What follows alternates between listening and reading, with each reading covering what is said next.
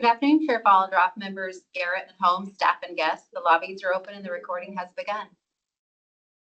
Thank you, Gretchen. Good afternoon, everyone. I'll now convene the Executive Management Team meeting for the Washington State Liquor and Cannabis Board for Wednesday, February 11th. I'll start by saying go Hawks. I just came from downtown and got home in time to join you all. It was very busy, very exciting. We'll jump off with our first agenda item, but before we do that, one of the things I want to just prep people for, we've changed how we're doing this meeting. Obviously, we had our licensing division provide the board and the executive management team a more in-depth review last meeting. This time we have our rules and prevention and research teams presenting to us. At the end, I will go around and ask, not each of you individually, but I will ask, are there any additional updates? So I do ask. Last time when I asked this, I got crickets, and I assume there might be some little tidbits without the full report that we used to do, but please be thinking about additional things that you might want to pass on to the board when we get to that last agenda item. It would be super helpful. Okay, so with that, we'll jump right into the policy and external affairs update. And Justin, I guess, will you be kicking us off today? And I have to say, Justin, I love the picture of you in the PowerPoint slideshow that I just looked at a few minutes ago. So that's a great way to start. Yeah. Your team seems to like it as well. A rare moment. Chair Ballendorf, members Garrett and Holmes, thanks for letting us present to you today. So this is the policy team out of the director's office for the board. And we've got 4 different areas: public health, tribal, rules, and research. And the team does such a fantastic job. I mean, you all know it because you get to interact with some of these folks more often than many other people in the agency. And so I won't kind of go into a number of those areas, but everybody is bringing their components and their pieces together in the policy meetings. And this is exactly what we intended, to have that crossover between health and tribal and rules and research. And so everybody's working together very collaboratively. And then it also goes out to the other divisions. And so, I'd be remiss if I didn't put a shout out to the other folks that are engaging with us. There's a lot of them, so I won't go through names, but in enforcement and finance and licensing, they all come to the rules meetings. They come and talk to research. We're engaging with tribal matters and public health. Everybody is engaged proactively with our team, which is just fantastic. And we couldn't do it without that interaction with the other divisions. And then, of course, I just want to put out a call out and a thank you to Tierney for doing such a great job keeping us all together. So I'm not going to do much talking today. I may chime in with a couple comments if needed, but other than that, my team, they're just doing a stellar job, and they're going to take you through the look today. And again, we're looking at a little bit more in depth. So for the board, you get to hear rules updates all the time. So what we're trying to do today is to kind of look under the hood, if you will, and talk about some of the challenges, some of the comparisons, and not about individual rule projects. So, we're going to take a little bit deeper dive into what we usually present as an update. So with that, I will turn it over to our first presenter. Great, thank you. Before that starts, I just want to make one additional comment, and that is, again, we're trying this. This is evolving over time, so I appreciate how this may look different than last month's presentation. But one thing I asked Gretchen to do, and I don't know whether board members were able to take advantage of that or not, but is to have board members reach out to different teams and talk about what we might want to hear about. So whether that happened or not this time, I just bring that up because before each presentation, we will have an opportunity for board members to query teams if there's something in particular that you guys want to hear or learn more about that particular group that is going to be presenting each month. So just wanted to put that out there. So thank you. We'll turn it over. Go ahead, so, Justin. Before Marla starts, I also wanted to call out, because we've talked about this a little bit. Please feel free to engage in the presentation, ask questions, have a conversation.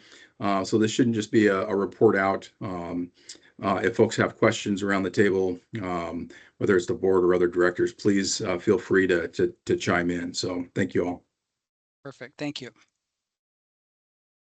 Good afternoon. It looks like there's a question, a hand up. I don't see a hand up on my side. Who am I missing? Might just be the mouse. Oh, is it the mouse? Sorry. Okay, it's an unfortunate placement of the mouse. Good morning, Chair Bollendroff and members of the board. My name is Dr. Marla Conwell, and I work as the tribal and government liaison in the director's office. And I just wanted to bring some of my tribal highlights to the forefront first, which is that we've had one of our first in-person consultations recently, and it went very well. We traveled to the reservation in question, and I met with the agency staff prior to the consultation, and we talked about the protocols specific to the tribe we were meeting with. And I also taught them some language in that tribe's language, and we were able to use those as an opening piece that for that tribe, they felt really heard, and they expressed that no other agency has come to their reservation or bothered to do research about their land, their people, and the things that are important to them. So I just wanted to share how well the staff was speaking a language that can be very difficult to pronounce, and they did so well. It was a real pleasure. That's great. So that was exciting. We have done mostly virtual consultations, and the in-person was just amazing. We've also engaged with 22 tribes this past year, and we're already moving forward with engagement with several of those tribes as well as new tribes. We have 2 tribes looking to develop compacts with us, as well as 3 new tribes wanting to negotiate umbrella MOAs as well. So I've been working with them, and we've also attended a second training with a tribal staff doing both cannabis and liquor training, safety training with enforcement, and I was able to go along with them and also talk to their staff about how our agency works with tribes, and then participate in their training as well. So it was really helpful for me to see that aspect of our agency too. Some of the recent challenges that we've faced, and I've found as we've transferred over to the LEADS program, is that some of our records are outdated. For instance, we have some tribes that are listed as having current MOAs, but in fact, they do not, and other tribes that do not have MOAs listed, but they do. So, and then some of them are kind of a combination of materials, but I feel very hopeful about resolving this and correcting and updating our information, because with the legislation passing last year on July 27th, 2025, to update the fees for liquor privileges, that also affects tribal MOAs. And so I've used that as a means to contact all of the tribes and collect their most recent documents to match with ours, and also developed a new way of using their Exhibit A in the MOAs to list the fees for each privilege under each retail location, which is a new piece for them, because we do have some blanket fee structures set in place, and with this legislative change, we have needed to update that. So it's been a little more detailed, and I've been working with Justin on how we might incorporate that model into the compacts as well. For instance, if they had something similar to the Exhibit A that we have in MOAs, we could include the retail locations and also manufacturing or whatever aspects of the cannabis that they're engaging in with us, and have that updated. So for instance, when they move locations or when they open new ventures, then we could update it that way. And I think that would be really useful information, both for enforcement as well as licensing staff. So That's the piece for the outdated tribal info. And then we've been working with the tribes. Marla, I have a quick question. Sure. So I was just wondering about the fees that were as a result of this last legislative session, and just wondering how we communicate with the tribes around those things. And were they caught by surprise, or were they aware of that, or just curious? And it's not specific to that question, although there was a particular question about that. But in general, when a legislative session happens and there are actions that impact our tribal compacts or our relationships with the tribes, how do we communicate that? What's that look like? Well, I have developed a listserv of the tribal leaders for all of the tribes that we engage with. And I also include the tribes that we don't engage with as well, because they have expressed interest at times in becoming, partners, developing partnerships with us. So primarily by email, I'll often follow up with phone calls, and the tribes outreach to us as well to ask when they are learning about information. But primarily, I really rely on the communications development, the listserv that goes out, the Gov delivery, and then I forward that to the tribes with a greeting at the top, and then how this may affect tribes, what questions they may have, and that they should reach out to me if they have any further needs or concerns related to it, or any other items that might pique their interest. And so that has been the best way to engage with them, because they seem to respond very quickly to the email communication, but I'm always available for phone calls. Great, thank you. Member Holmes, I see your hand is up. Yes, just quickly, is there a limitation on contacting non-federally recognized tribes? I don't believe that there is a limitation on contacting them. However, we're not able to develop MOAs or compacts with them unless they're federally recognized. But, they are generally state recognized, or even if they aren't recognized, if they reach out to me, I'm happy to talk to them about any issues or concerns that they have. However, I always keep it in the front of my mind that that's not an entity that we're able to interact with in the way that we interact with the federally recognized tribe. So have you been in touch with any non-recognized tribes? Yeah, mainly the Chinook tribe. And I want to say early when I first came on in 2024, the Duwamish. So I was wondering if that was one. Thanks. yeah.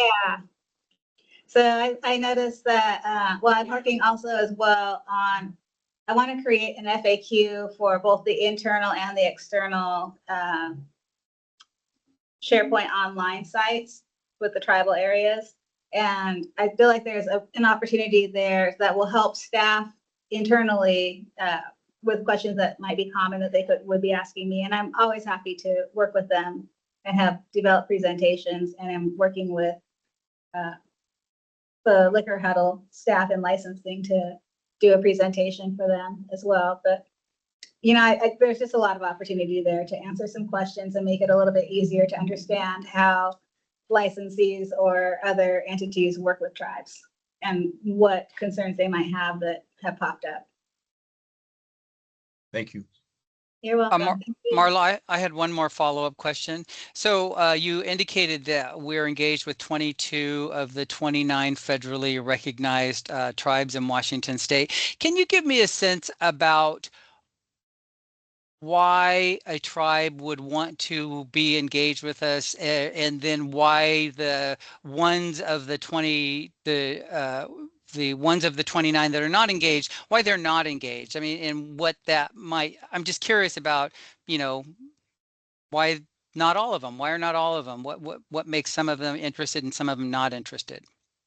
I think the main area of interest for the tribes that want to work with us is that having an MOA or a compact in place between our agency and that tribe gives them a better experience and helps them utilize some of the qualities that as sovereign governments they have access to that regular state licensees do not. And if they do not have either a compact or an MOA with us, then they operate as a state licensee, and then they are restricted, as all state licensees would be, to the regular rules versus operating as a sovereign government and having these compacts in place or MOAs in place.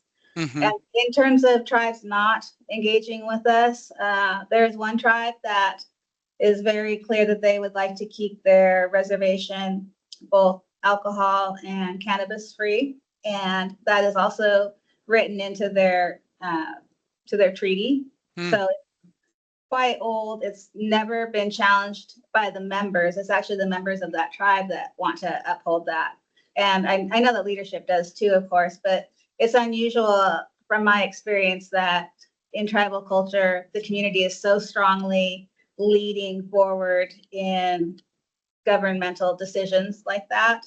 Because I know when my tribe opened our casino, there was a lot of discussion on whether we wanted to sell alcohol or not. And it took several months for the general council to make their decision and present it to the business committee. And then, we went with selling alcohol, but that really gave me a new perspective on how those decisions can be reached in different tribal communities. Hmm. So Great, thank you. yeah. So I am looking at developing a tribal group meeting. I want to reach out to tribes and see if there's interest first and availability second to operate maybe on a quarterly level. I think it would really depend on tribe availability, but I know that we have a lot of changes that continue to happen in our agency's world and that can impact tribes, or they may want to participate more fully in some of those ongoing rule changes, things that happen in the legislature, and how we respond as an agency to, include them in the rules that we develop related to that. So I know that DOR used to do that. I don't know if they currently do, but I would like to see our agency model that as well and have tribal participation in our tribal work group. So I will be working on that. And I have been working collaboratively with all of the agency divisions. I work very often with enforcement, and I also attend the cannabis huddles and the liquor huddles with licensing and have explored some of their other meetings as well. So it will just depend on whether it suits my needs or their needs. But once I came on as the tribal liaison, I made sure to attend some of the customer service training just to familiarize myself with what non-tribal licensees experience and do, so that I would be able to better contrast that with how tribes operate and maybe understand some of the questions that could crop up for them. One of my current priorities right now is learning more about the tax and fee regulations that might apply to wholesaler distributors, as well as distilleries and probably brewing situations. So we have an out-of-state vendor that's contacted me, and on the same day an in-state vendor, and both of them want to know about the tax and fees that may be associated with bringing their product to tribal lands, and because of the taxes that tribes collect for themselves as a government and use within their own tax rules and structures, then they don't know what they would be liable for. And so I directed them to the Department of Revenue, who then they said had directed them to me, and that it said that it was our agency's call on how we would do that. And I said, well, I know that we have a tax unit within our finance. And they said, oh, no, I already spoke to them, and they also directed them to me. So I am not an expert in taxes, nor have I really worked with tribes on that issue, but I am learning more now and working with finance staff to identify how we can respond and what is the correct answer, so that we don't negatively impact businesses. So that's one area that I've been working on. And I think probably the most important is updating all of the MOAs with the new fee structure listed in their Exhibit A, so that they recognize why their fees have gone up. Because for those tribes with a flat fees, annual fee of like say $2,000 or $3,000, in some cases, the amount of privileges they have would raise their annual rate to over $9,000. And that's a relatively big jump. And we want to be very clear on how we are going to share that information with them. And we want to be transparent and say, this is why, because these are the rules that we're governed by. We cannot change that. We have to collect these fees, but this is where it comes out. And I think that's a useful product for us, having that change in the MOAs. And then I'm also doing work with the alcohol impact area. Recently was contacted by the city of Seattle to find out when their next updates were due. So I pulled my files on that, and I've been looking through that to identify where we left off with last. Oh, great. Yeah, so that's it for me. And if there's any further questions, I'm happy to answer them. Any questions for Marla? No, Marla, but are you going to give us a tutorial on how to pronounce these thank you words in both the Yakima and Chehalis language? I would like that. Sure. So I did write them phonetically. That's not how they're spelled. Okay. They use the International Phonetic Alphabet to spell them. So Yakima is Dawae,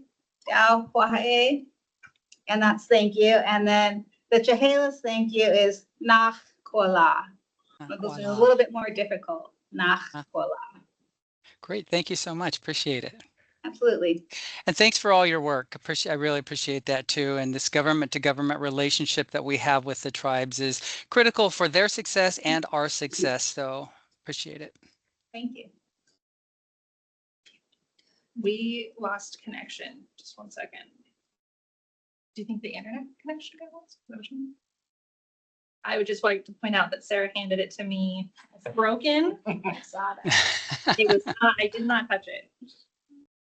Yeah, it's not even We're screen gonna have sharing. a fact-finding meeting later.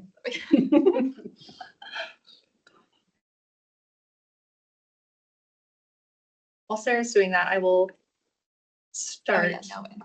No internet? Okay. I'm not in control of the internet, so I will just. I have your slides. I don't know if the other board members have your slides up, but I have your slides. So I'm Kristen Haley, Public Health Education Liaison. Good afternoon, board and exec team. It's good to be here and chatting with you all today. I also have we all have structured our presentations today with that like successes, challenges, and priorities framework. So under my successes category, I wanted to talk to you all about what I think is probably my most fun part about my job, and probably the like true to the liaison part of my title, which is my partnerships with other state agencies, with local folks, with national folks. And I wanted to drill into two of those relationships, which is with our state agency partners, not all of them. So if any of you watch this, I'm not like trying to leave you out. We just are trying to drill into just a couple here today. So the first is with the Washington State Department of Health. And, with that partnership, we work very closely together. I probably talk to DOH folks more than I talk to LCB folks, which is not to leave anybody out. It's just a lot of our work is very tightly integrated. We're in a lot of the same meetings all day, every day. And one of the areas has been informing and consulting on their statewide media campaigns. So they have campaigns for both cannabis and tobacco and vape. And, not just because I used to manage that work when I was at DOH, but also because when I was at DOH, I had Mary Sagawa as a consult, who is my predecessor for those who don't realize. Excellent. My memory of memorizing my presentation was, yeah, you get it, Brian. It was draining. So the campaign work is in part because of my previous experience, but also because of my relationship with this like public health and prevention role within LCB, being able to advise them on whether they're articulating the laws accurately, whether they're trying to give them access to the relationships that we hold, especially with the industries. Thank you, Sarah. And I will just quickly note, this picture was very deliberately chosen for my partnerships with public health this year. It has felt like an absolute free fall, and free falls can be a really scary, daunting thing, but I'm really proud of the field of public health and prevention this year in that we have made the most of it, and we are together. We have a plan. There are, hopefully parachutes that will happen some point, and it won't be a free fall forever. And I think that speaks volumes to the tight-knit prevention community in Washington State, that even though people have been experiencing layoffs and program cuts and things like that, we all just keep shifting and supporting one another and trying to have fun while we're in this kind of scary situation. The other area that I wanted to speak to, kind of related to that, is because I've been in the prevention field for as long as I have, a lot of our partners, not just at Department of Health, but and a number of the other agencies have been leaning on me and some of the other folks that have been around longer to say, hey, the person who knew this stuff just got laid off, now what? And we're the ones who are stepping in, trying to give that historical context, trying to make sure that they're connected to the right folks. If programs are getting shifted or cut, we have been trying to step in and advise on like, okay, how can you spend this more limited amount of money in the amount of time that you have? And I think that has also spoken to the just like teamwork that we've all had across the fields over the last year. And then the other partnership I wanted to feature was the Traffic Safety Commission. So again, I'm one of the folks, they bring in folks from a lot of different agencies and local entities to consult on campaigns. I've been lucky to be one of those folks, again, invited to speak at meetings and events. And then the next item is sort of unique to this partnership. There is a national training program that the Washington Traffic Safety Commission got accepted to, where there are 5 states involved, and the contact for each state, so in our case, it's the Traffic Safety Commission, then recruited partners to participate in this training. And it's like an 18-month-long training. We're about 7 months in. And I'm the public health person. I'm repping LCB, but there are folks from Department of Licensing, Department of Transportation, some of their Target Zero managers at the local level participate. And we attend an hour and a half once a month, and there's like a lecture that the University of Chapel Hill Public Health Program gives. And then we have time to discuss and do shared learning space, not only with the other folks who are in this traffic safety network in Washington, but also the folks from other states. Georgia, California, North Carolina, and Colorado are the other 4. So that has been really great, and I'm very flattered and excited to be the person that LCB or Traffic Safety has requested to rep the public health role. And then the last is our fatal case review partnership. So for those of you that aren't aware, Traffic Safety Commission hosts a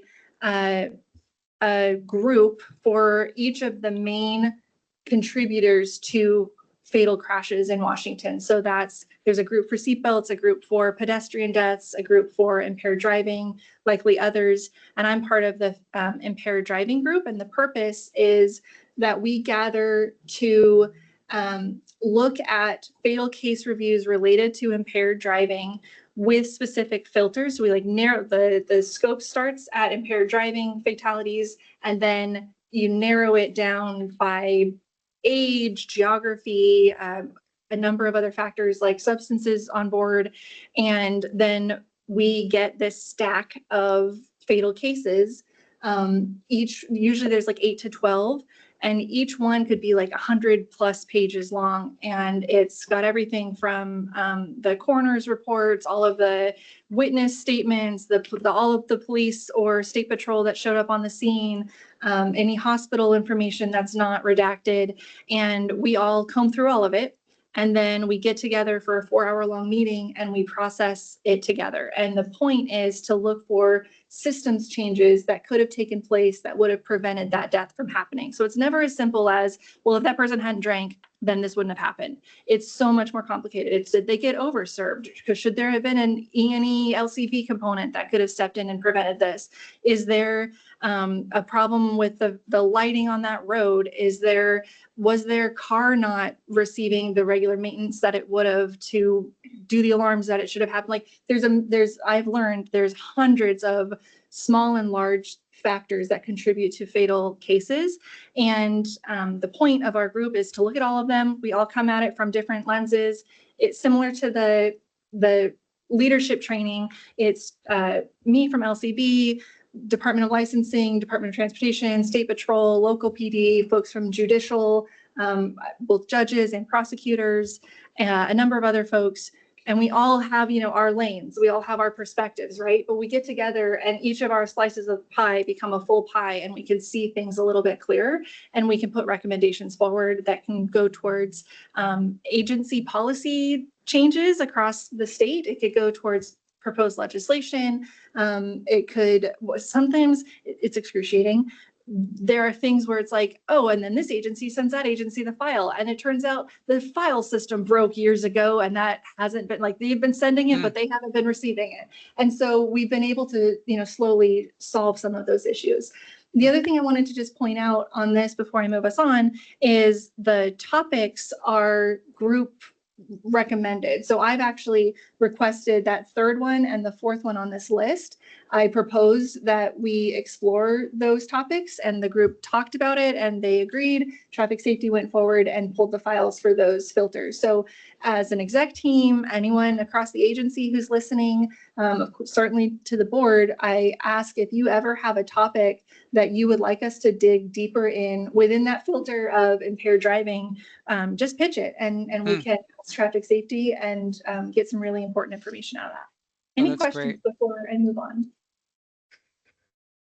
Seeing no questions, go ahead, Kristen. Okay, challenges.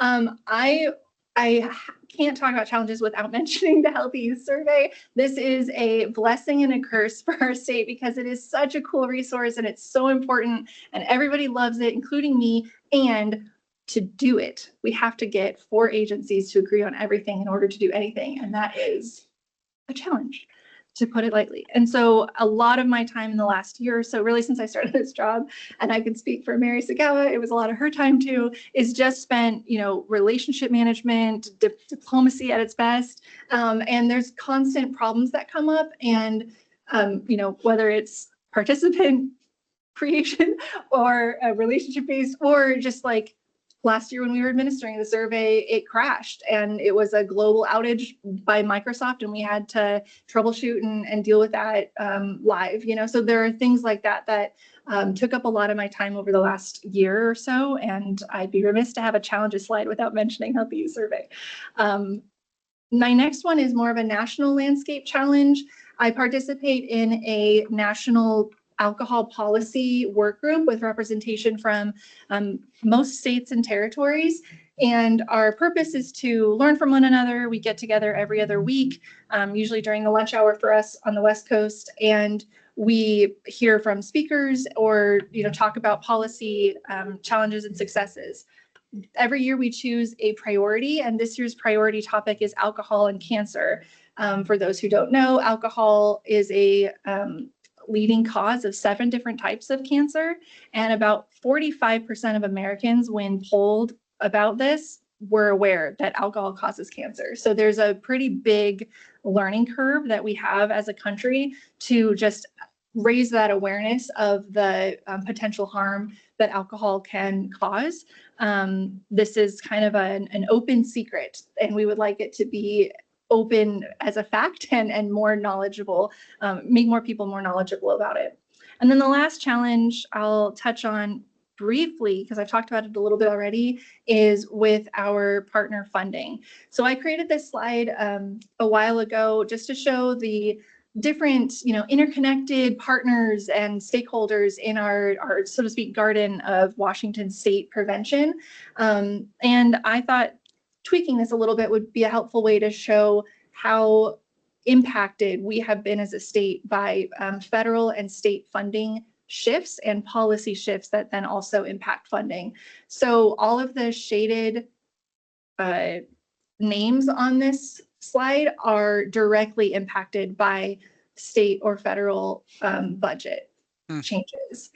Some of these entities no longer exist. Some of them, they exist, but the critical people who were leading them have been laid off. And so everyone else involved is sort of like trying to carry some of that load to varying degrees of success. Some of these groups, maybe all the people are still there, but their programs have been greatly cut and they are, no longer able to do the work that they used to be able to do. So you can see, because so many people in our little peaceful garden are impacted, there's been a pretty significant ripple effect over the last year, hence the free falling image at the beginning. Yeah. My last slide, if it will show up here. Sarah, it's just messing with me. I wonder if it lost internet again. Oh, well. My last slide, here, I'll hand it back to you. Sarah can tweak it. She can fix anything. My last slide is a picture of my priorities. So I hopefully will be able to get it up. If not, I'll just describe it. There's quite literally a plate that I like to show people of my, basically my portfolio, so that you can see around the edges of the plate. I've articulated all of the different ways that I'm connected at the local, state, and national levels, all the different ways that my work contributes to the agency's strategic plan, how it connects to other critical work across the agency. And then on the center of my plate are my priorities. So I'm going to test my memory here, but my first priority is our packaging and labeling, which is for cannabis specifically. And I have been, last year, I kicked off a packaging and labeling work group. We're pausing it during ledge session, and we'll pick it back up late March. And this is similar to the high THC work group Chair Vollendroff and I facilitated in 2024. This has participation from the cannabis industry and the prevention and public health folks. Our goal is to lay it all out on the table and say, here are all of the challenges we see with packaging and labeling, and then hopefully have constructive, diplomatic, productive conversations where we can identify solutions together that then we're going to send off to the rules team once Kevin says, yeah, come on over. We don't have to queue anymore. And hopefully we can introduce a rule package that that all of our stakeholders and partners are really happy with. And then my next priority, again, as a carryover from 2024, is high THC. We haven't really resolved, quote unquote, high THC as a challenge for our state. And so I want to keep this alive, keep the conversations going, and hopefully we can identify potential policy or rule solutions at some point as a state. Of course, our alcohol product placement rule is open. And my role in that is just making sure that our public health partners are aware of like the stages that they need to be involved, and that I help them shepherd that rule to the finish line. And then, of course, hosting our roundtables. There are 3 roundtables this year. They aren't on the books yet. Again, waiting for ledge session to conclude. We'll have 2 for public health and prevention only, and then 1 where we, again, combine public health and prevention and cannabis. And with that, I will open the floor for any questions or hand it over to Kevin. Great. Thank you so much. Any questions for Kristen today? Kristen, I don't have any questions, but I do want to make a couple of comments. One is I really like the last slide's ability to demonstrate all of the areas in which you come in contact with and identify your priorities. And I bring that up because I just think it illustrates so clearly why it's critical that at the LCB, we have an internal position that focuses on this work. This is not an external priority. This is an internal priority, and it connects directly to public policy. And so it just really demonstrates the value of the work that you do and the partnerships that you develop and the real impacts that it has for the citizens of Washington State.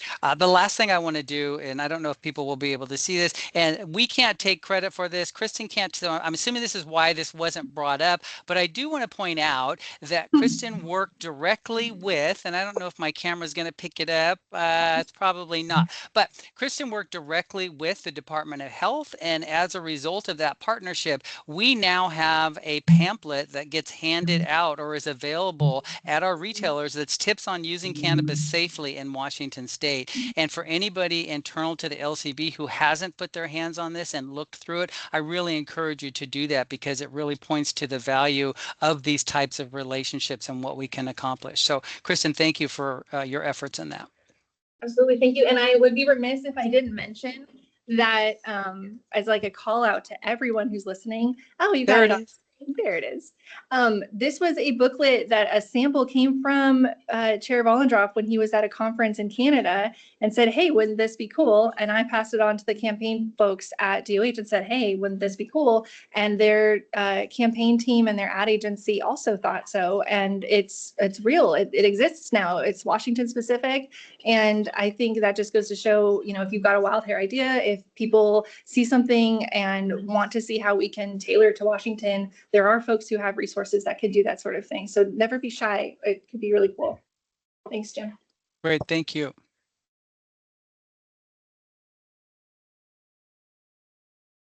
Next up, we have our rules team.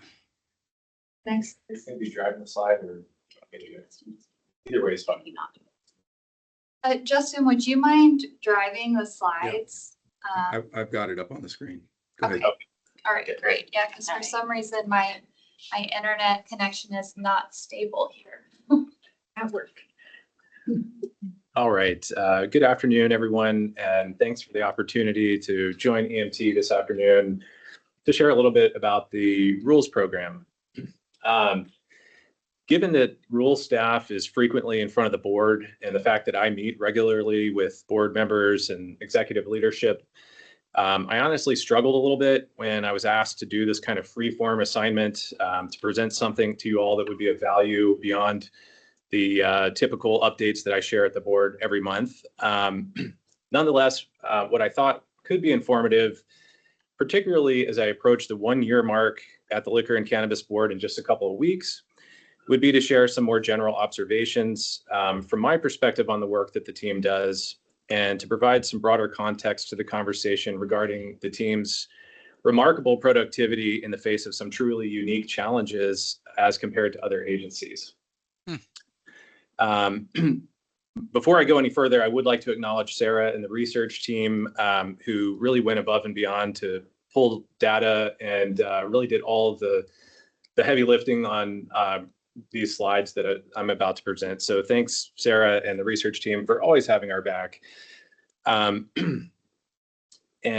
First, just a little context. Most of you know that I came to the LCB having worked at LNI's Division of Occupational Safety and Health for many years doing rulemaking over there. And in the course of my career, I've worked on a number of interagency projects. So this gives me a good perspective to compare how things are done here versus elsewhere. And one of my observations arriving here at the LCB was that I couldn't believe how small this rulemaking team is relative to the complexity and the volume of work expected of it.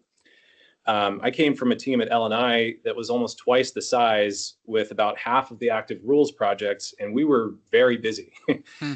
And not only is this team relatively small, but I was surprised at the lack of additional specialized positions with roles that primarily function to support the rulemaking work.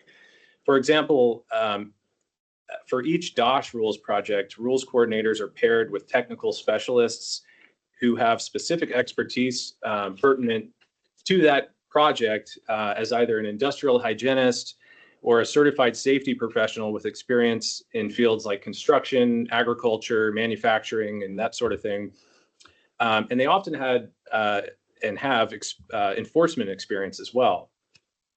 Similar structures employed in other divisions at LNI and other agencies as well.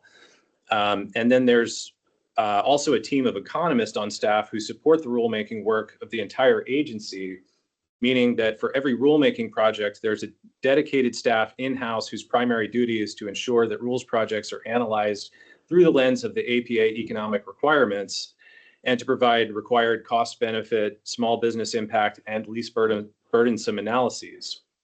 And as I mentioned, it has also been my experience that other agencies employ a similarly robust approach to rules-related staffing.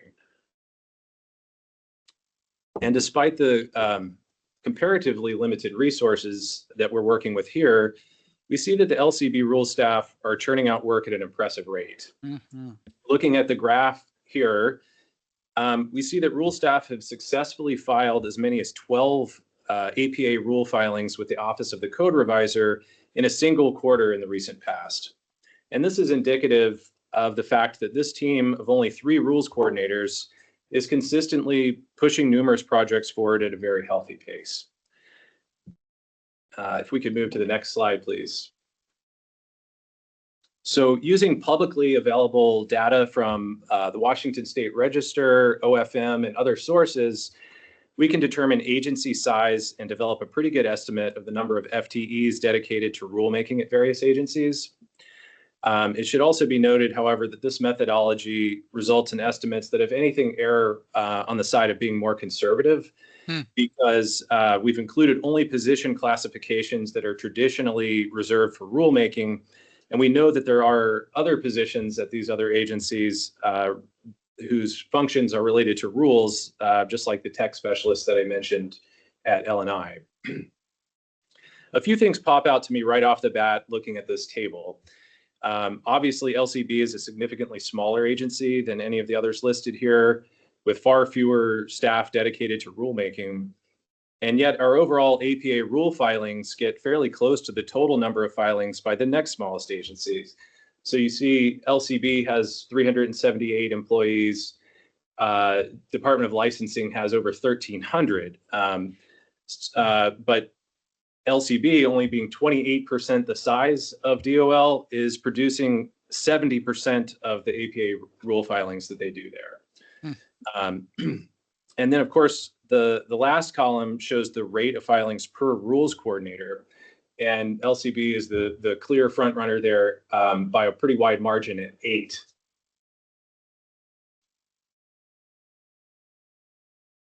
And so this next slide has the same data from that last column in the previous slide. And when we think about what this means in practical terms, when you have a rules coordinator averaging 8 APA rule filings in a 12-month year, that means they're basically preparing and presenting rule packages for the board a full 3/4 of the year, in addition to all the other miscellaneous work behind the scenes that's necessary to successfully move these projects along and get them across the finish line. Whereas none of the other agencies here complete even 6 APA rule filings a year, and in some cases much less. And I will just say, this analysis is not intended to imply that these other agencies are doing anything less than stellar work, but I think it does highlight the extraordinary job that we're doing here at the LCB. And next slide, please. So the next 3 slides all kind of build on one another, and I'm going to go through them in relatively quick succession to demonstrate how the rules coordinator workload is inherently amplified the more APA rule filings they do. So this graph is similar to the first one that I showed, but the section shaded in light green at the bottom reflects the public hearings that accompany each CR 102 rule proposal. So per the Administrative Procedures Act, these public hearings must be held at least 20 days following the CR 102 published date in the Washington State Register. And this published date can occur up to 2 weeks after the CR 102 filing date. So in essence, this means that it can take over a month after we file a CR 102 to legally be able to hold a public hearing to take comments on it. And all throughout that time, we're taking written comments. Next slide, please.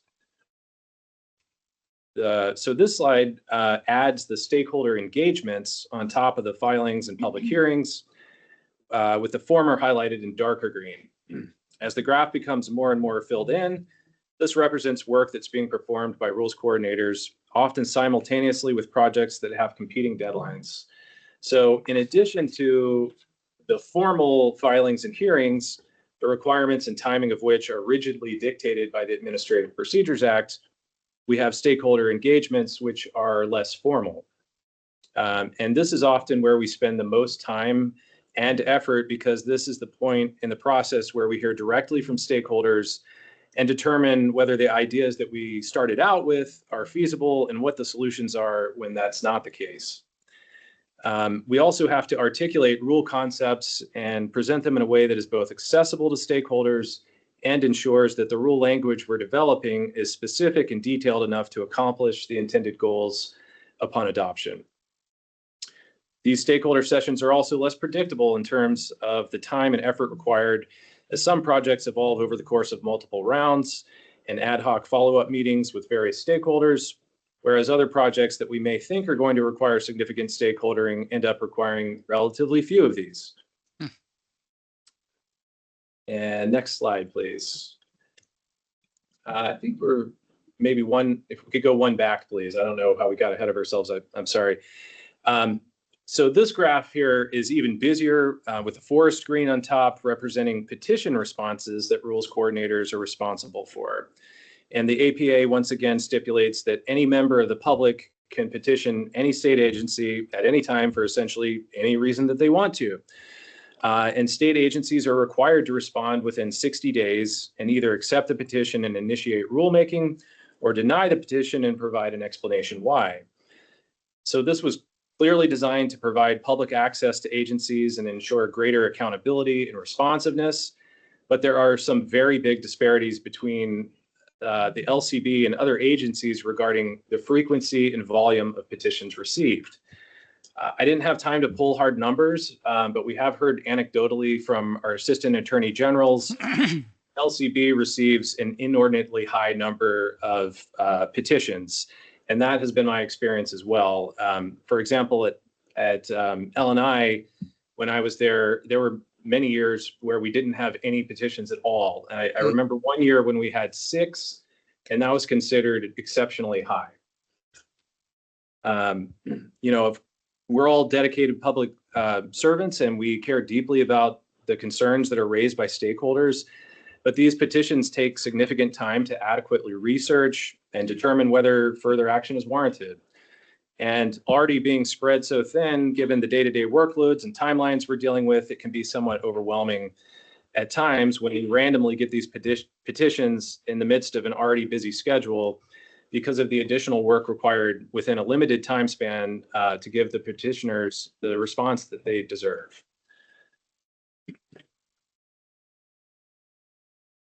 So, so far, basically what I've been describing here has been about numbers and raw data, but there's a qualitative component to the work that we do that's probably even more important. Not all rulemaking is the same. Probably the most uniquely challenging aspect of the work that we do compared to other agencies really stems from the fact that there was a precedent set early on in I-502's infancy where much of our cannabis regulation was left to be decided in rule without an explicit statutory basis for many of the foundational pieces. The result has been that the cannabis licensees, understandably, have come to expect a lot more from administrative rules than many or perhaps most regulated communities do, including alcohol licensees. These expectations also translate into significantly more petition requests and sometimes advocacy-driven legislation that, while well-intended and understandable from an industry perspective, can create challenges for us in terms of prioritization and overall workload management. When we look at alcohol regulation, on the other hand, we tend to see much less leaning on administrative rules and rules that more or less mirror statutes rather than expand on them significantly, because there's a more robust statutory framework in place already. And many of the statutes concerning alcohol existed before there was even such thing as Washington Administrative Code. When we are tasked with alcohol rulemaking, it tends to stem from much more focused legislation that specifically addresses existing regulations, not the kind of ambiguous language with paradigm shifting consequences that require significant public debate to settle, like we sometimes find with cannabis. A good illustration of this would be the expanded alcohol service areas rules that were just adopted. So that was a fairly big shift in our regulatory approach. But because the legislation was really well crafted and targeted, it left relatively little for us to do in rules. I would say that contract kitchens, which we're preparing to file a CR 102 on, would be similar to that, where we have specifically targeted legislation that addresses existing rules. Many cannabis rulemaking projects, on the other hand, are substantially more complicated, sometimes stemming from legislation that's much less specific or targeted. And given the relative youth of this regulated market and the fact that there's still a lot of issues to be ironed out a dozen or so years into it, we tend to find ourselves in the position of having to answer much bigger, more fundamental questions with our cannabis rulemaking. And sometimes we have to create entirely new or novel regulatory approaches from whole cloth altogether, rather than simply refining an existing regulatory framework. Retail management agreements comes to mind when I bring that up. You know, I could probably talk for 20 or 30 minutes just on that one project, but you know, the bill appears to be aimed at addressing problems related to previous legislation regarding intellectual property agreements, but instead of simply amending the statutory provisions of the previous legislation, new legislation creates new statutory language that now stands somewhat in conflict with the previous language. And so it creates, you know, what I would describe as statutory dissonance. And this puts the LCB in the position of being asked to resolve the statutory dissonance through rulemaking, which kind of pushes the boundaries of what administrative rulemaking is intended to do in the first place. And yet, even so, there's an urgency placed on this rulemaking work because really the industry has no other viable recourse. Mm-hmm. However, that urgency placed on these high-profile, consequential rulemaking projects is a bit unusual outside of the LCB. Generally, when we do see agencies using administrative rulemaking as a tool to decide the course of hotly debated issues of such economic significance and public interest, these rulemaking projects take a long time, often years to complete, and the resulting rules are much more vulnerable to legal challenge because the rule's entire foundation can be called into question when based only on broad statutory authority rather than specific legislative direction. A couple of quick examples of that, you know, before the Climate Commitment Act was passed by the legislature, something similar was attempted in rule by the Department of Ecology, but key provisions were ultimately shot down because significant and costly requirements were determined to exceed the limited rulemaking authority of the cabinet agency. At LNI, they began rulemaking to overhaul longstanding workplace safety and health standards surrounding lead exposure in the workplace over a decade ago, but the project isn't even close to a CR 102 still, largely because the burden of proof for rules deemed significant legislative rules in the Administrative Procedures Act to demonstrate that the benefits outweigh the cost is so high. Even the APA term significant legislative rules implies that when we use this broad rulemaking authority to decide questions of such impact on industries and the public at large, we're basically assuming the role of the legislature, which clearly the public has every right to scrutinize, particularly given that no one elected us. So the bottom line, the type of rulemaking we see in the cannabis sector is just inherently more complicated and takes much longer than the mere procedural and interpretive rules that we tend to be tasked with on the alcohol side, as well as the kinds of rule projects that comprise the majority of the rulemaking workload at most other agencies. So to kind of sum it up here, you know, I want to be clear, saying that this work is hard and that it takes time is not intended as a cop-out, nor should my point be misconstrued to mean that I'm saying that the work can't be done or that it only should be done through statute. You know, quite the contrary, really. The rules work that we do here is absolutely critical to the health of an entire industry and the livelihoods of thousands of Washingtonians.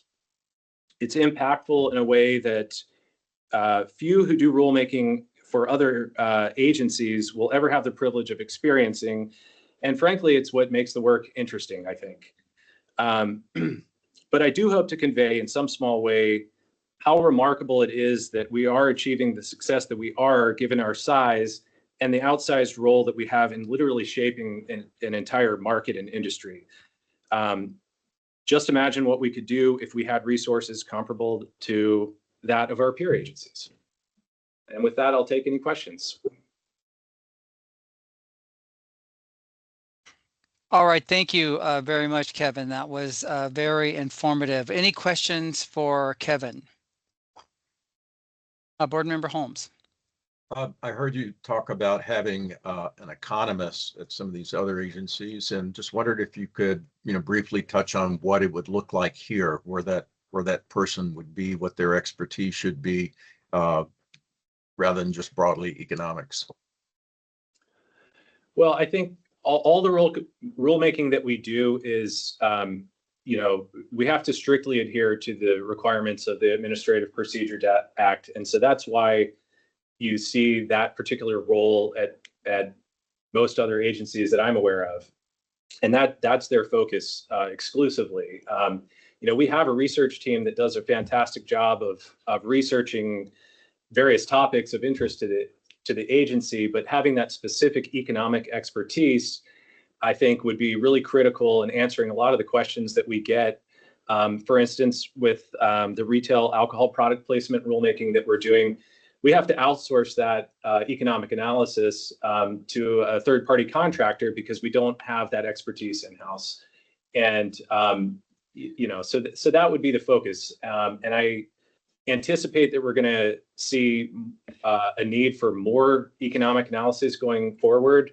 There's a big appetite for all kinds of rules that we're doing right now, and I think it just opens up the possibility of having to do more of these economic analyses. And at a certain point, you have to ask yourself the question that, if you're spending, however much money you spend on those contracts, would it make more sense just to have somebody in-house to take care of that role? Justin? If I could just jump in real quick. So one of the things when we were talking about on the setup for this, it wasn't to come out and say, hey, we need more staff, et cetera. We get all sorts of questions on why does rulemaking take so long? Well, this is why. It's super complicated. Kevin did a great job explaining that. So I just wanted to make sure that, we address that particular purpose here as well as, it's incredibly complicated work, detailed work, it involves multiple divisions, that it's going to take a long time. And it's not like, hey, this can be done in 2-3 months. That's just not feasible. So when we're looking at legislation like this year that has a 90-day implementation date, our focus is that can't be done.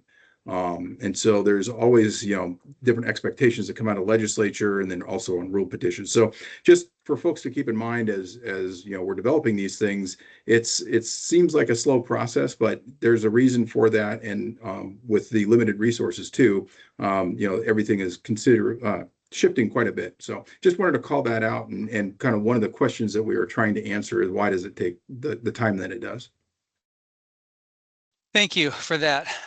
Pete, I see you have a comment. Yeah, just a quick comment. Kevin, I hope you don't regret leaving LNI. Great job today. I'm really grateful to be here. So. Well, we're grateful that you're here as well. And Pete, I'm glad you asked the question about an economist, because personally, I've thought and have voiced a couple of different times that I believe having an economist on staff would be great. And there's everything from data analysis, interpretation, to economic modeling, to forecasting that we get called on every legislative session. And of course, we've got staff who do that, but they're doing that on top of all of their other jobs. And, one of the things that I didn't hear as much of, and I may have missed it, Kevin, you covered a lot, so I may have missed it in there, but the simple reality is that every legislative session, we get more. And we don't come out of legislative sessions with things that don't cause us work. They come out with more work, and that's seems to be increasing. So I really appreciate the update.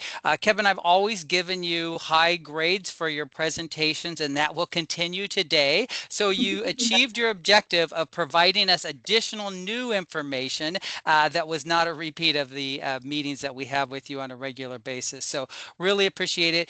Gave me personally a lot to chew on and think on, and I will do that, and I really appreciate it. So thank you. Thank you. All right, we're going to move on to the research team. Okay, Justin, I hope you're ready to start clicking. I've got you. Thanks, Justin. Anybody who knows me knows I like to make PowerPoints where you click a lot. Last but not least is the research program. I also want to recognize that you've been sitting through presentations for an hour. How is everyone doing? Thumbs up. All right. So the research program has been around for coming up on 3 years. We are the newest addition to the Policy and External Affairs unit, and we have had lots of successes and lots of challenges. And two of the biggest frequently asked questions over the past 30 years that we've been around have roughly been, one, where the heck are you getting data from? And two, what is the return on investment in research? And I wanted to structure this presentation around those two ideas because I feel like those encapsulate the highlights and challenges and our current priorities of this research program. So let's start with number one, finding and collecting data, caveat within resources. Kevin, you did such a great job of really highlighting the within resources part. Finding and collecting data within resources has been our biggest challenge so far. And if you look at this slide, I'm going to use a metaphor here. All of our internal agency data points are like these scattered puzzle pieces. We've been trying to assemble a picture, but we've been doing it without really a clear, flat surface. Now, I know I'm preaching to the choir a little bit, so I'm not going to harp on this a lot, but our wonderful IT department has been tasked with building a clear, flat surface, that table through our systems modernization project. And given the limited resources of our research program and the fact that we've successfully scaled a research program from scratch, we've decided that we're not going to solve a complex puzzle without a flat surface and table, and to focus on other priorities. Another metaphor that we just experienced is trying to share a PowerPoint without a stable internet connection. We do have a PowerPoint, we could share it, but it's really difficult to do it without a stable Wi-Fi connection. So we have been allowing the puzzle pieces while our IT has been building that table for us. But one of our current really exciting successes is that while we wait for that table to finish, we have been focused on developing an instruction manual or the policies and procedures. So everyone has a shared understanding and a shared language for the puzzle that we will all be able to build together. So by the time that that infrastructure is ready, our agency will have a better understanding to know what to do with duplicate puzzle pieces or with pieces or data that seem like they fit, but then when you put them together, they don't quite fit. And so that's what our data governance committee is. And this is our sum of our representatives here of our data governance committee. Officially, we, as of a few months ago, Justin is our executive sponsor for our data governance committee. I am the lead of the data governance committee, and we are working on our goals for 2026, which we have 3 of them and is on the next slide. One, developing a data literacy assessment that will be our baseline assessment agency-wide. Data literacy is defined as the ability to use data wisely, responsibly, and confidently. 2, we are developing and gathering a data dictionary. So E&E and finance and licensing and our director's office all have a shared language when we talk about data. So that way we can communicate more effectively with one another. And 3, we have a 2027 roadmap so we can ensure that we keep data governance as a priority. Because when we have robust data governance, we ensure safe communities, which is in our mission. So while we have been really patiently working with our internal data, the past 3 years, the research program has been really focused on external data. This is partly for the reasons why I just explained, and also because we live in our policy and external affairs. So as of right now, we have 9 data and research contracts that are either successfully secured or are pending and about to be secured. So I'll go through those quickly. The first one is the University of Waterloo data use contract, which has the International Cannabis Policy Study. I did a quick Google Scholar search since 2025. The Google Scholar has all peer-reviewed journals and articles, and I had a search of International Cannabis Policy Study plus Washington State, and it had, just from 2025, 15,800 results.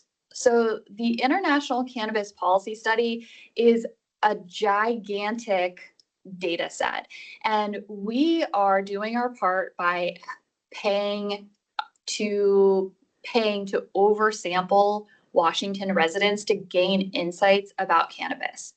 Not only that, ever since our research program was established, we have additionally developed a data use agreement with University of Washington to provide that data to, right now it's over 10 researchers, to help them provide even greater insights from that data set, and we're continuing to grow that number from still today. So we're really excited about that. We also have an interagency agreement with our Washington State University. The research program is a designated scientific reviewer for our cannabis research license. Now we could have a whole other presentation on cannabis research licenses and how that is also a challenge. But that is, we will not go into depth about that today unless someone wants to ask about it. But if a research applicant has an application that is outside our scope of expertise, we can go to Washington State University and we can find someone within that scope of expertise.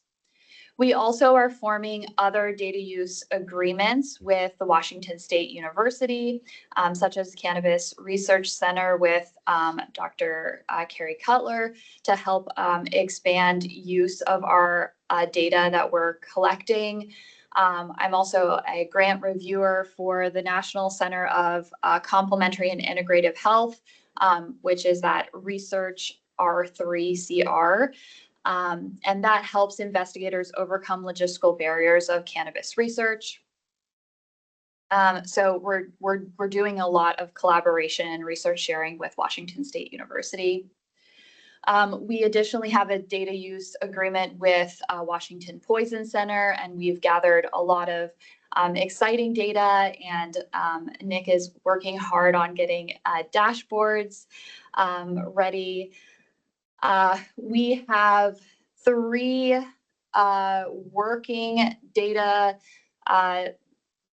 research agreements for the alcohol expanded pilot project with licensing with T-Mobile Park, Lumen Field, and Climate Pledge Arena for us to get really great data to see the effects of handmade cocktails on public health and safety. And then finally, we're working on an interagency agreement with Oklahoma Medical Marijuana Authority for our survey methodology that we did with bud tender education in Washington State. After we were invited to present on our work with CANRA, they really wanted to partner with us so they could help inform our survey and help use it to get education in Oklahoma. So we have a lot of collaborations and data use agreements that are ongoing. All right, so I just shared a lot about data, and data is only one part of research. And this is where that second question comes in of what's the ROI, what's the return on investment? And this is where our current priorities are. And data is that raw material, but research is the value that this program can provide. We don't just collect numbers, we don't collect data. We can provide risk mitigation and strategic foresight. We can prevent this agency from investing into programs that don't work, finding what does work. Most people, and what our agency really does, you can go to the next slide, is we do a lot of descriptive, and IT calls it transactional analytics. This is where our data dictionary will really come handy when we have a shared terminology. But research scientists, what the research program is where the ROI comes in is that we can discover new insights. We can determine how things can play out with our analytics. So this is my last slide. That to Justin, it doesn't look like the last slide, but so this is where we've really only scratched the surface, but is our current priorities. And this is, again, a growth area for us as a research program and us as an agency. And so we have done some analyses, and as data governance grows and matures, as our analytics hub grows and matures, we as an agency will also grow and mature into what type of analytics we are capable of. And so I wanted to end this presentation to start to discuss the difference between descriptive and like these predictive analytics with some examples of what we've done. So with E&E, a descriptive analytics would be like the number of violations that we've had. But a predictive analytic would be what predicts non-compliance during a premise check. And we actually have done this. We examined with the prohibited conduct law that we looked into. We examined 115,000 premise checks across 8 years of time. And we found that premise checks were more likely to result in non-compliance when, after controlling for a lot of factors, when more than one officer was present and when the licensee was in a more urban versus a rural environment. For licensing, a descriptive would be the percent of licensees signed up for a responsible vendor program. But another type of way you could look at it would be what predicts interest in people doing a training or signing up for a responsible vendor program. Now, we actually haven't looked at the responsible vendor program, but we did do this with our bud tender training and education survey, and we found that people in the cannabis industry are really motivated for training. And in fact, the two motivators for training was that they want a training certificate for themselves and for the store, and they want it to be endorsed by us. The next one for finance, the sum of liquor tax in a fiscal year. Instead, we could ask what predicts changes in liquor taxes across time. And we did this in a recent brief, actually in response to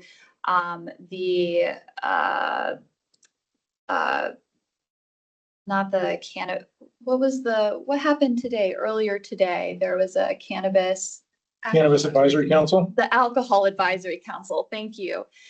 In response to a question that we received from the first one, we actually looked into this and we found that when controlling for drops in consumption patterns and for population, the producer price index predicted tax revenue, indicating elasticity. For rules, Kevin actually had this on the screen earlier, and we'll be getting back to you on this. We actually found, instead of looking at the percent of positive stakeholder feedback across town, we found that, and this is a preliminary analysis, that people are reporting that they're more satisfied during stakeholder engagement sessions when they are participating during the stakeholder engagement sessions. So if we want people to be more likely to respond positively, let's get them to engage, whether it's via Teams or whether it's via verbal engagement. And then finally, for public health, there's a lot of talk about cannabinoid hyperemesis syndrome. But instead of just asking what percent of cannabinoid hyperemesis syndrome in the population, let's ask what increases risk of cannabinoid hyperemesis syndrome. And actually, Nick here is leading a paper that will soon be published. And he found that that there are lots of risk factors and potentially protective factors, including risk factors, including being home grow, people who home grow, edibles, concentrates, alcohol use, psychosis, and potentially protective factors of flower use. So predictive analyses can be really great because they can provide new insights to the agency. And we do some of this now, right? These aren't just the only ones. And I'm excited because the future can hold a lot more. So last slide is what new insights or what discoveries are most important for your division and agency to know in the next 1 to 3 years as we build up this capacity for us? And this question may be now, this question may be next, but when I talk with you all, I'm interested in having this conversation. Thank you. That was terrific. Really appreciate it. Any questions for Sarah or the research team? Okay, seeing no questions, of course I've got a comment, of course, and that is, you know, when I'm very excited about all of the work you guys do, but particularly given the fact that the research team is really in its infancy in many ways. 3 years is forever in some senses, but very new in many others, particularly when it comes to research. And so when you talked about that second part of the ROI, return on investment for the work that you do, it's just exciting to see the opportunities and the value that we can see from this team over time. So really appreciate it and look forward to seeing where you take this team in the next next year and longer. So thank you so much. Justin, do you have anything you want to say before we close out? Just that, as you can see, my team's awesome. So, they do a lot. They're thorough. They're very knowledgeable, and they make everything look easy. So thank you to the team, and appreciate the time in front of you today. Yeah, of course. Thank you. And just like our licensing team, yes, your team is awesome and really appreciate it. And just want to thank the team for the extraordinary work that you put into your presentation today. I thought they were really good. And just looking forward to more presentations like this. And for me personally, there's a lot of value. I mean, I meet with Justin pretty regularly and I get to hear from Justin. And Justin, I always love hearing from you. But I really like hearing from the teams and the individuals who are actually doing this work on a day-to-day basis, given all the contact that I have with directors. And so really appreciate hearing specifically from team members, just like we heard from licensing. So thank you very much. Okay, with that, we are nearing conclusion of our meeting, but we do have an opportunity to do a quick roundtable. And as I mentioned, I'm hopeful that there might be a few updates from people, not to be confused with complete reports like we used to do in this meeting, because we've gotten away from that, but just if there's any highlights from any particular group. And again, we don't need to go through everybody. I'll just open it up. And if anybody has a particular highlight they want to. Thank you, Tony. I see your hand is already up. But if anybody has a particular update they want to provide, I would appreciate it. So with that, Tony, I'll turn it over to you. Thank you, Chair Bollendorf. I'm sorry, I didn't mean to interrupt you by No raising my hand too soon. No, I appreciated it. Sure. Well, good afternoon, and also to Board Member Holmes and Board Member Garrett. Just to let you know that we're moving forward on the hiring of the CIO. Tomorrow, our top candidate will have a meet and greet with the entire IT division. One of the IT senior managers will facilitate that, and they'll all be given an opportunity to ask questions and get to know the top candidate. We will get feedback from them regarding the senior managers will gather feedback from the whole division, and they will give that to myself and to HR. And then we will take that into consideration and go on to the next step. The next step will be an interview with Director Lucella and myself. So we're getting close. The leadership team interviewed the candidates last week, and I really appreciate all the time and energy they put into that. And then the other thing I wanted to mention was we got our employees engagement survey results. We get them in December, and we have January to process them. Those are the statewide survey results that all of our employees get the opportunity to take in October of every year. And Jessica Dang has worked with Janita Thompson and done a great job of providing us with some spreadsheets which show a comparison of 2023, 2024, and 2025 results. It's hot off the presses. We're going to email those to the directors. And then Director Lucella and I and Janita are going to meet with the directors and talk about what we see over the years. And then Janita is also going to come to leadership team and talk to us about some suggestions on what we could do as an agency after reviewing all of those results. And that's all I have. Great. Thank you so much. Appreciate those updates. Thank you. All right. Any other updates from anybody before we adjourn today? Seeing no other hands raised. Anything from board members? I see shaking a head no. All right. Oh, Board Member Garrett, did you go? Oh, you're going to give us an update on your meeting this morning. No, I'm not going to give you an update. I'm just going to say we had our meeting this morning. Okay. It was a great meeting with the advisory council, and in piggyback off of something that Sarah said, it was engaging, where they were doing more of the talking and things, and we were listening, and they really did. I think that was a great way to do it. Great. Glad to hear that. All right. Well, I think that concludes our agenda. So with that, I will adjourn the executive management team meeting for Wednesday, February 11th. Thanks, everybody. Have a great rest of your day, and I'll talk to you later. Bye. Bye. Thank you, too.